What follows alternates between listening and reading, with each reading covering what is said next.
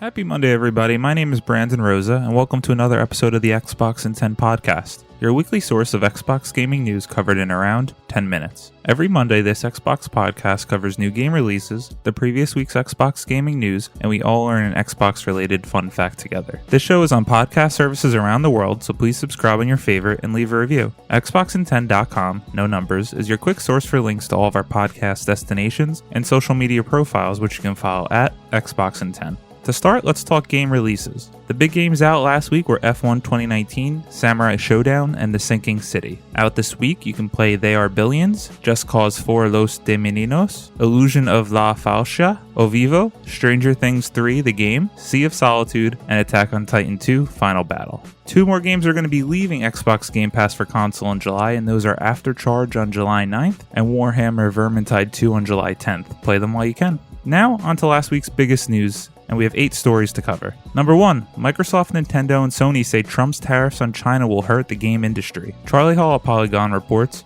in an unprecedented display of solidarity, the world's leading video game console manufacturers issued a statement against President Donald Trump's proposed 25% tariffs on consoles manufactured in China. Microsoft, Nintendo, and Sony say that the cost will ultimately be passed on to the American consumers, and that the proposal would put at risk the jobs of more than 220,000 Americans, including hundreds of small businesses. At issue is a soon-to-be finalized list of goods imported from China with tariffs that the Trump administration has tasked the United States Trade Representative with creating. If video game consoles are added to the list, they would cost the major console manufacturers 25% more to import virtually overnight. The statement echoes similar comments from the Game Manufacturers Association, GAMA, a nonprofit organization that represents more than 1,000 companies in the hobby tabletop games industry. Quote, while we appreciate the administration's efforts to protect U.S. intellectual property and to preserve U.S. high-tech leadership, the disproportionate harm caused by these tariffs to U.S. consumers and businesses will undermine, not advance these goals, reads the statement, which is dated June 17th. Quote, accordingly, we respectfully request the administration remove HTSUS subheading 9404.50.00 covering video game consoles from the final list of tariffs and thus retain from applying tariffs on these products. This is so important because with the new generation of consoles from PlayStation and Xbox launching next year, this is the biggest news story of the week as it could have serious repercussions in terms of what the next consoles cost at launch and how that will affect the initial install bases and market penetration. If these tariffs were put into place, what we originally are projecting that the consoles could launch at $500 could be as much as $750, $800. Big news, we'll have to keep following up on this story as it evolves. Number 2, Xbox boss Phil Spencer on giving studios more time for game quality. Colin Stevens at IGN highlights some key points from an interview with Phil Spencer on Kotaku. Phil was asked why 2019 will be the first year in nearly a decade that Microsoft won't release a Forza game, to which he responded, quote, one of the nice things I loved about the E3 2019 Xbox briefing was the things that we didn't show. I think about of the 14 first-party games, 12 are shipping in the next year. We were really able to focus on what's coming now, to which I think is awesome. And then I think about the studios. Where was the initiative? Where was Turn 10? Where was Playground's second team, long rumored to be working on a new Fable game? It was nice, and this hasn't always been the case with our first-party lineup, where we've had the ability to not show everything all the time.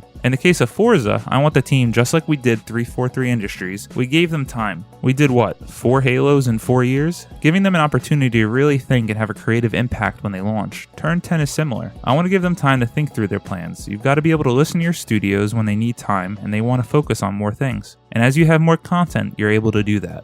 When asked why Microsoft's first-party games have seemingly diminished in quality over the last years, Spencer responded, quote, I think quality of the first party is very important. We did reach a time in our first party where the number of games and studios that we actually had, and were investing and put a lot of pressure on everything that we were doing. And it became more difficult to manage a portfolio when you kind of needed everything at any point to hit the date that had been picked 3 years ahead of time at that very high level of quality. The support that we're getting now, and we've had over the last couple of years, has allowed us to invest in our first party, adding 8 new studios, and really create room for us to focus on quality. Phil and Xbox have stayed persistent on their dedication to growing the number and quality of their first-party games, and I hope we all get to see this come to fruition. PlayStation has undeniably had amazing first-party games this generation, with more still to come. Xbox needs to be able to at least compete with Sony if they want to exist this space the way they want for years to come.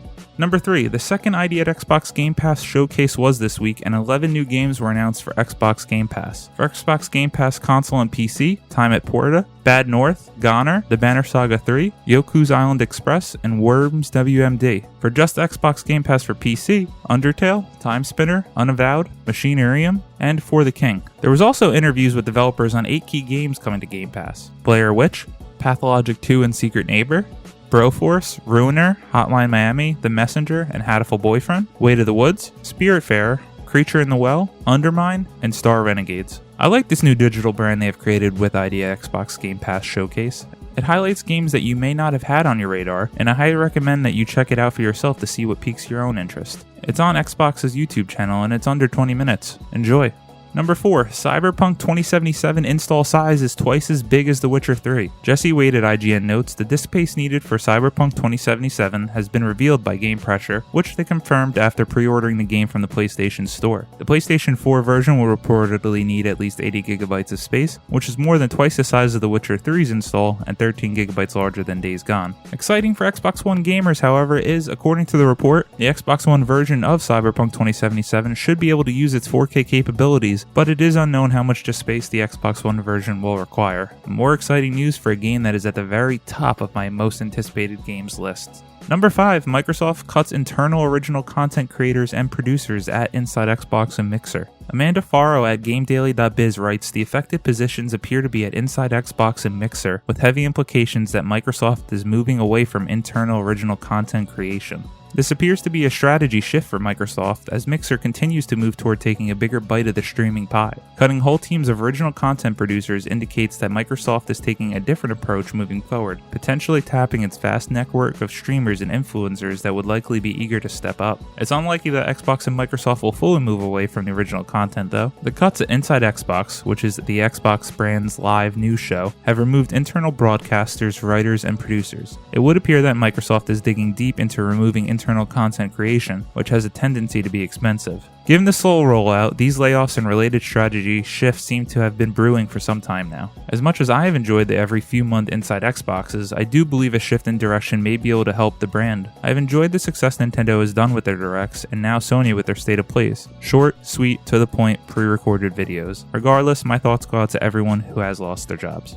Number 6, a narrative-driven PUBG game will require a complete gameplay overhaul. Yes, you heard that correctly. Announced this week is a new PUBG game coming, and it's not a battle royale. Seth Macy at IGN writes, it's not a sequel either. In fact, it's an original narrative experience within the PUBG universe, according to the PUBG Corporation. Glenn Schofield, formerly of Sledgehammer and Visceral Games, known for the Call of Duty games and Dead Space franchise, is leading up PUBG Corporation's new studio, Striking Distance, to build this new PlayerUnknown's Battlegrounds game. As Seth states in his article, and I completely agree, the gameplay is going to require a complete ground-up rebuild though. If you've ever played one of the custom PUBG modes like Deathmatch, you know the game doesn't lend itself well to being played outside its Battle Royale comfort zone. With all the hundreds of hours that he has played into PUBG, he still doesn't like how the guns feel. I personally can't say I've played hundreds of hours, but I do agree, like I said, with Seth Macy. I have played enough to know though that the gunplay simply can't compare to contemporaries in the first and third person shooter genres.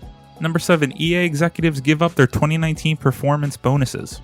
Eddie Makach at GameSpot notes, Electronic Arts CEO Andrew Wilson and a series of other high-ranking executives at the publisher declined their cash bonuses for the latest financial year, which ended March 31st. This was confirmed in a Securities and Exchange Commission filing dated June 21st and reported on by GameDaily.biz. Quote, our CEO and his staff requested that they receive no performance cash bonus award for fiscal 2019, reads a line from the filing. The filing mentioned that Wilson and other executives declined their cash bonuses due to EA's poor financial results in fiscal year 2019. And quote, in order to maintain alignment with our pay for performance executive compensation philosophy. While we are disappointed with our fiscal 2019 results, we understand the challenges we face and we will continue to focus on how we can apply the strengths of our company to capitalize on our opportunities, the statement explains. EA made $4.95 billion for fiscal 2019, which was down from $5.15 billion during the previous fiscal year. The downturn in revenue might sound surprising given EA landed a huge hit with Apex Legends during this year. However, the title was only released in February 2019, which was just ahead at the end of the fiscal year in March.